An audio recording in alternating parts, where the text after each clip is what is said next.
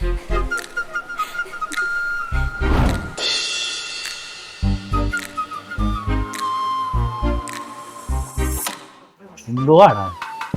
എന്തെങ്കിലുമൊക്കെ ഒരു എന്റർടൈൻമെന്റ് വേണ്ടടാ. വെറുതെ ഈ മൊജീറ്റും ബിരിയാണിയും കുറെ അലുവയൊക്കെ കഴിച്ചു വിട്ടിരുന്നിട്ട് വല്ല കാര്യമുണ്ട്. എനിക്കിപ്പോ കുറച്ച് നാടൻ വിഭവങ്ങളുണ്ട്, പിന്നെ കുറച്ച് നോർത്ത് ഇന്ത്യൻ ഡിഷൊക്കെ കൂടെ കിട്ടിയാൽ മതി. കുറച്ച് മീൻ പൊളിച്ചത് അങ്ങനെ എന്തെങ്കിലുമൊക്കെ വേണം.